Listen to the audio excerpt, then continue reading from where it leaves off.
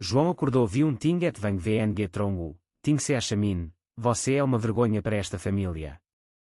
Aquelas palavras, proferidas há 10 anos, ainda ecoavam como um martelo batendo em sua mente. Ele estava deitado na cama de seu apartamento em Lisboa, o sol da manhã filtrando pelas janelas altas, mas o peso do passado o impedia de se mover. De repente, o telefone tocou, era sua mãe, chorando, pedindo dinheiro para salvar a casa da família, a mesma casa de onde o haviam expulsado aos 16 anos por ser gay. Aquela ligação não era a primeira. Nos últimos meses, os pedidos se tornaram frequentes, cada um mais urgente que o anterior. João, agora um bem-sucedido arquiteto de 26 anos, havia construído uma vida nova, longe das ruas estreitas de Porto onde crescera. Mas o passado insistia em voltar, como uma ferida que nunca cicatriza. Ele se lembrava vividamente daquela noite chuvosa em que confessara sua orientação sexual. Seus pais, devotos católicos, reagiram com fúria. Seu pai, um pescador orgulhoso, o arrastara pela gola da camisa até a porta, gritando que não queria um degenerado sob seu teto. Sua mãe, entre lágrimas, murmurara orações, implorando a Deus para curá-lo. Seus irmãos mais velhos, Manuel e Sofia, ficaram em silêncio, seus olhares cheios de julgamento. João vagara pelas ruas frias de Porto naquela noite, sem um centavo no bolso, o coração despedaçado. Ele dormira em abrigos para sem-teto, roubando comida para sobreviver, enquanto lutava contra a depressão que ameaçava engoli-lo. Mas algo dentro dele se acendeu, uma determinação feroz de provar que eles estavam errados. Ele trabalhara em empregos precários, estudara à noite, e com bolsas de estudo, ingressara na Universidade em Lisboa. Lá, ele se formara em arquitetura, construindo não apenas edifícios, mas uma identidade forte, orgulhosa de quem era. Agora, com o telefone na mão, João hesitava. Mãe, eu já enviei dinheiro no mês passado, disse ele, a voz firme, mas tremendo por dentro. Ela soluçava do outro lado da linha. João, por favor, seu pai está doente, a hipoteca. Nós não temos mais ninguém. Ele sentiu uma raiva antiga borbulhar. Como ousavam pedir ajuda agora, depois de anos de silêncio? Ele desligou, o peito apertado. Na cozinha, Miguel, seu namorado há 3 anos, preparava o café da manhã. Miguel, um professor de história de 28 anos, com olhos castanhos calorosos e um sorriso que iluminava os dias mais sombrios de João. Eles se conheceram em uma manifestação pelos direitos LGBT em Lisboa, onde João falava sobre sua jornada. Miguel o abordara depois, compartilhando sua própria história de aceitação familiar tardia. Outra ligação? Perguntou Miguel, passando uma xícara de café. João assentiu, sentando-se à mesa. Eles precisam de mais dinheiro. Para a casa. Miguel franziu a testa. Você vai dar? Depois de tudo. João olhou para o horizonte da cidade, os prédios modernos que ele ajudara a projetar. Eu não sei. Parte de mim quer dizer não, deixá-lo sofrer como eu sofri. Mas outra parte. Eles são minha família. Miguel tocou sua mão. Família não é só sangue, João. É quem te apoia, não quem te usa. Aquele dia no trabalho foi um tormento. João revisava projetos para um novo museu em Belém, mas sua mente vagava. Ele se lembrava das noites solitárias em abrigos, onde outros jovens como ele contavam histórias semelhantes de rejeição. Um deles, Tiago, se tornara seu amigo próximo, mas sucumbira à depressão, um lembrete cruel do preço da intolerância.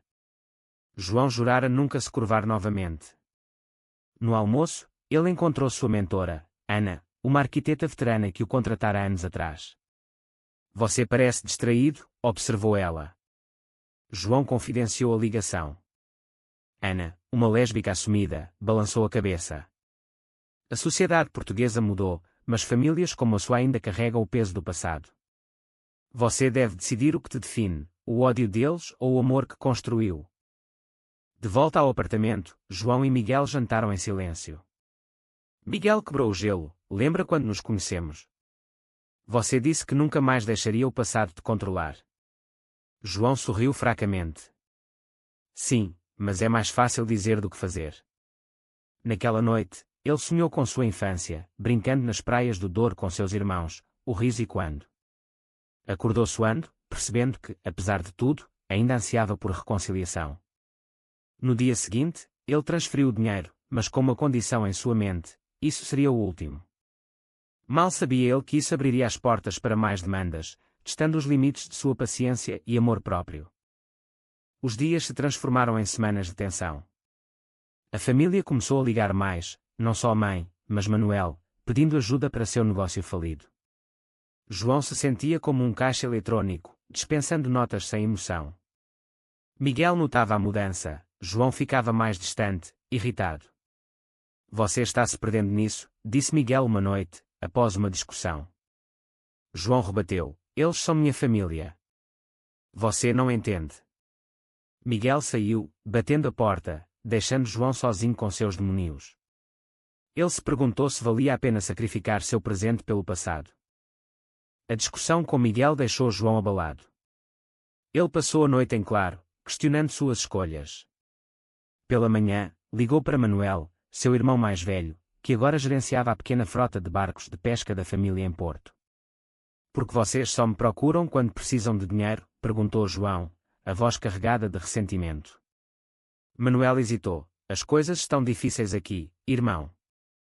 Pai está no hospital, mãe não aguenta mais. Você é o único que se deu bem. João riu amargamente. Me dei bem porque fui embora. Porque vocês me jogaram fora como lixo. Manuel suspirou. Isso foi há anos. As coisas mudaram. A sociedade está diferente agora. João sentiu uma pontada. Mudado. Em Portugal, leis haviam avançado, casamento gay legalizado desde 2010, a adoção permitida. Mas em vilarejos conservadores como o deles, o estigma persistia. Ele se lembrou de amigos que ainda escondiam sua sexualidade por medo de rejeição. Mudado para vocês. Ou só quando convém, rebateu João. Manuel ficou em silêncio, então pediu mais dinheiro para consertar um barco. João recusou pela primeira vez. Resolvam sozinhos. Como eu fiz. Ao desligar, João sentiu um misto de alívio e culpa.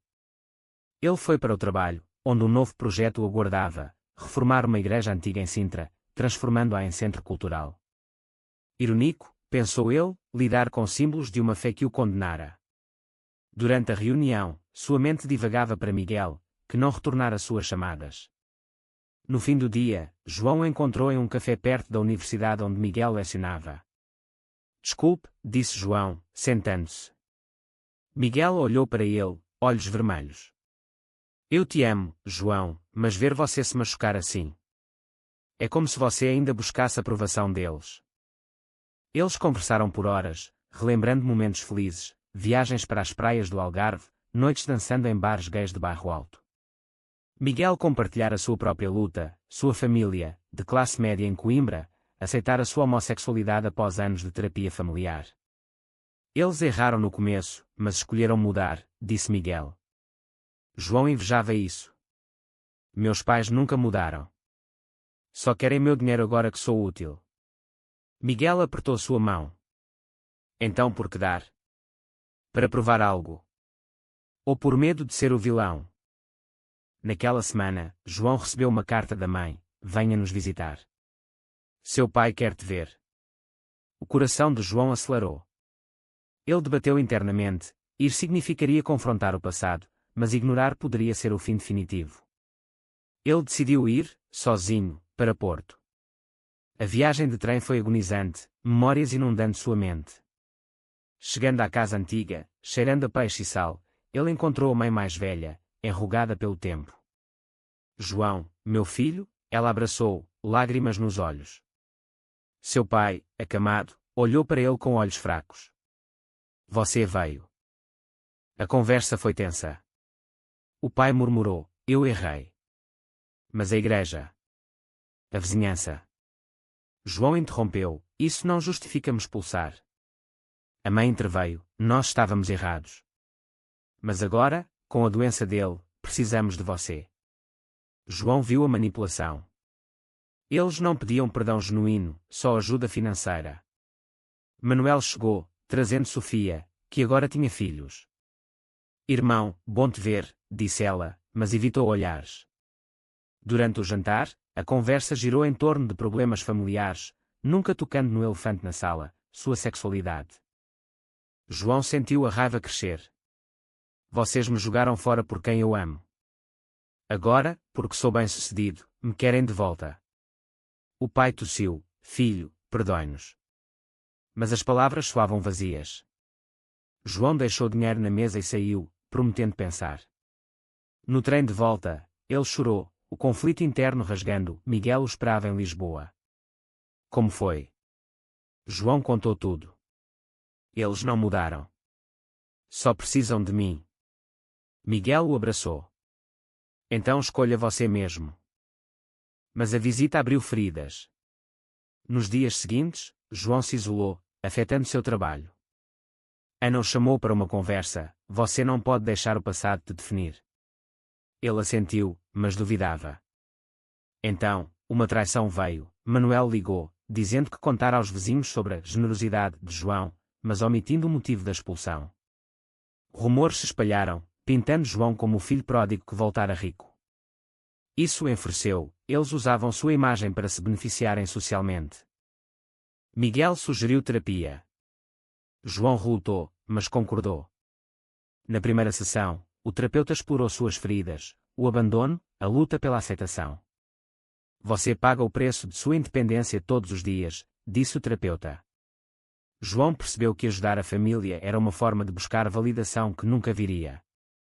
Ele decidiu cortar os laços financeiros, mas o dilema moral pesava. Era certo abandonar quem o abandonara.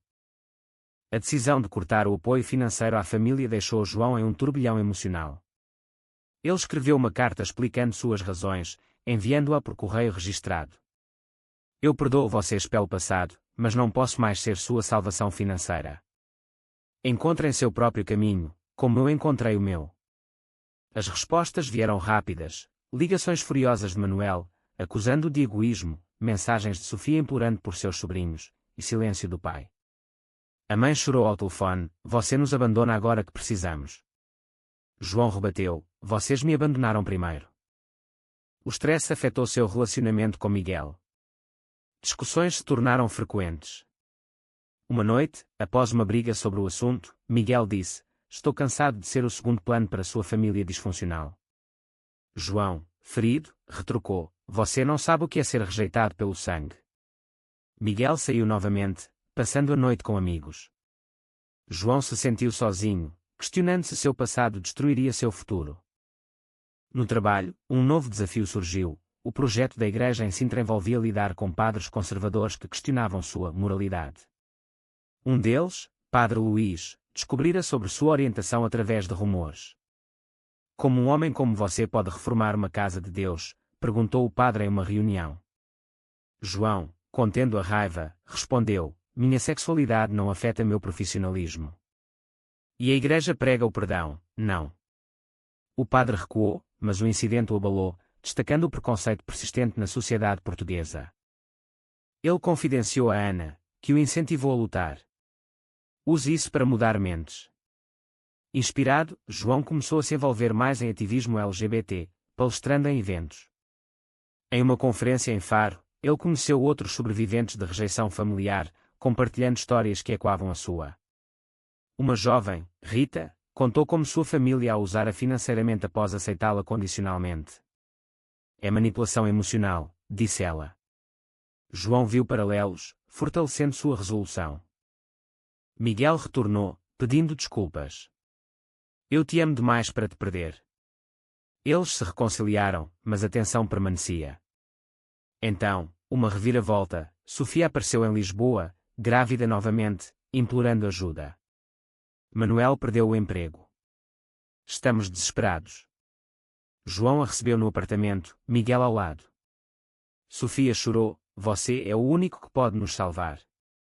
João sentiu pena, mas firmou-se. Eu ajudei o suficiente. Vocês precisam mudar. Sofia saiu furiosa, chamando-o de sem coração. Dias depois, uma traição maior, Manuel postou nas redes sociais uma mensagem pública, pintando João como o irmão ingrato que abandonara a família doente. Amigos em comum questionaram João, forçando-o a explicar seu lado. O escândalo se espalhou, afetando sua reputação profissional. Um cliente cancelou um contrato, citando drama familiar. João se sentiu traído duplamente, pela família e pela sociedade que ainda julgava. Ele confrontou Manuel por telefone: "Você me expõe para ganhar simpatia. Depois de tudo." Manuel rebateu: "Você nos deve isso. Nós te criamos." João riu: "Vocês me destruíram." Ele bloqueou os números, cortando contato. Mas o dano estava feito.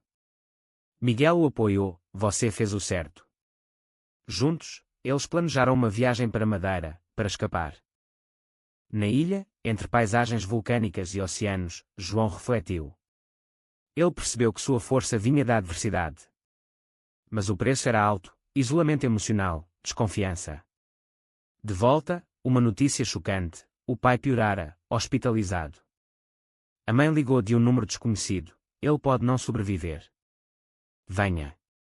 João debateu: "Ir seria hipocrisia. Ficar, crueldade." Ele escolheu ir, por clusur. No hospital em Porto, o pai, fraco, murmurou: "Desculpe, filho. Eu estava errado." Pela primeira vez, soava sincero. João chorou: "Por que agora?" O pai respondeu: "Medo da morte me fez ver." Mas era tarde. João perdoou verbalmente, mas o coração permanecia machucado. Ele pagou as contas médicas, mas jurou ser o fim. O perdão ao pai no leito de hospital não trouxe paz imediata a João.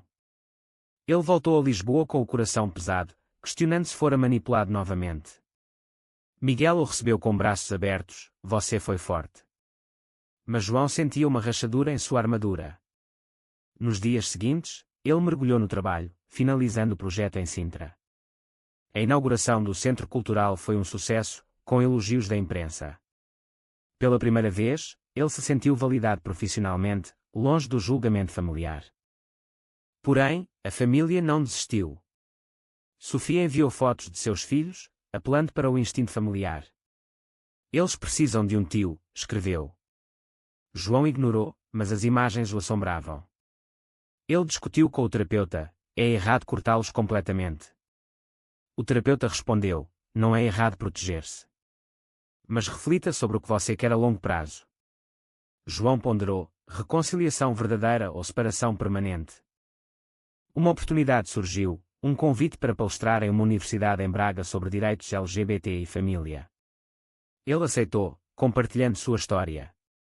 A plateia, majoritariamente jovem, aplaudiu.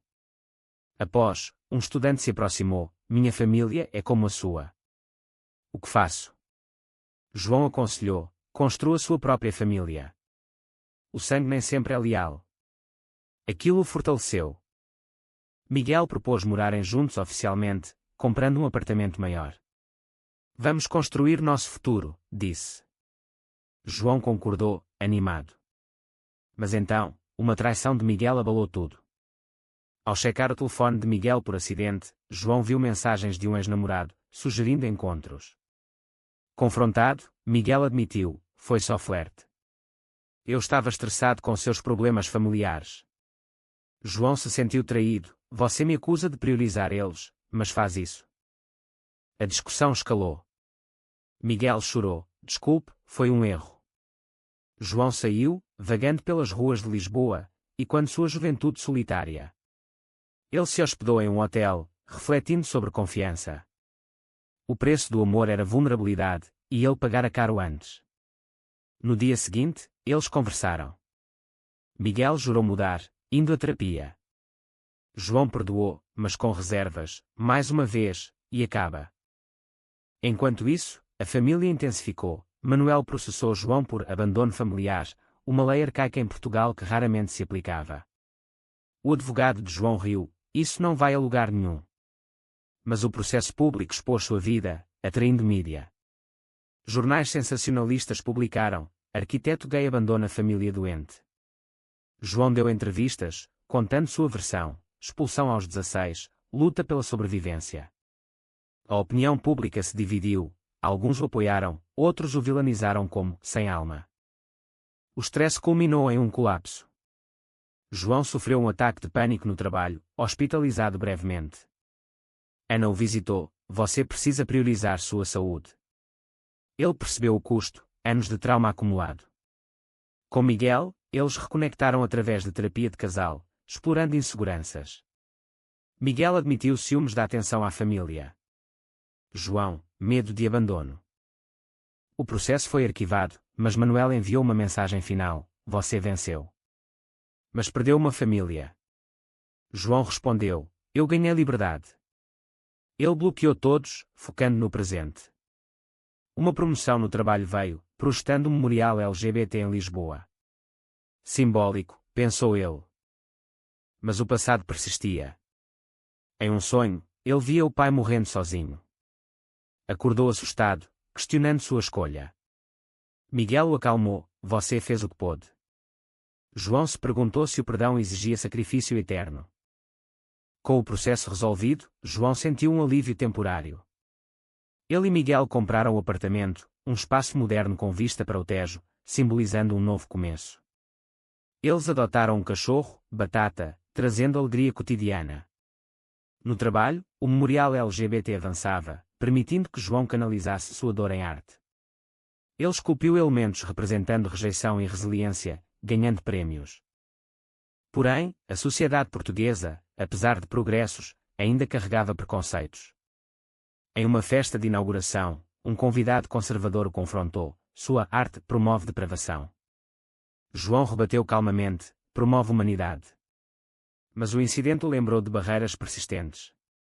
Ele se envolveu mais em advocacy, unindo-se à ONGs como a ILGA Portugal, organizando workshops sobre aceitação familiar. Miguel, lecionando sobre história queer, apoiava. Mas tensões surgiram quando Miguel recebeu uma oferta de emprego em Madrid. É uma oportunidade, disse ele. João temeu abandono, e nós? Miguel assegurou: podemos fazer à distância, ou você vem. João debateu: deixar Lisboa significaria cortar raízes definitivas com o passado. Ele recusou, levando a outra briga. Você está preso ao trauma, acusou Miguel. João refletiu sozinho nas colinas de Alfama, ouvindo fado melancólico. O preço da independência era solidão. Ele decidiu: vá, se for melhor para você. Miguel ficou chocado: eu quero nós. Eles comprometeram. Miguel recusou a oferta, mas João prometeu viajar mais. Então, uma reviravolta chocante: a mãe ligou, anunciando a morte do pai. O enterro é amanhã. João viajou para Porto, Miguel ao lado. No cemitério, a família o recebeu friamente. Manuel murmurou: você matou ele de tristeza. João ignorou, prestando homenagens. Após, em uma reunião familiar, Sofia implorou: divida a herança. João riu: herança? Vocês me devem anos de vida. Descobriu-se que o pai deixara uma carta: para João, meu filho amado. Perdoe minha ignorância. Anexado, um pequeno fundo. João doou para a caridade LGBT, enfurecendo a família. Manuel ameaçou: você lamentará. Mas João saiu, cabeça erguida. De volta, ele e Miguel fortaleceram o laço, planejando casamento. Apesar de tudo, disse João.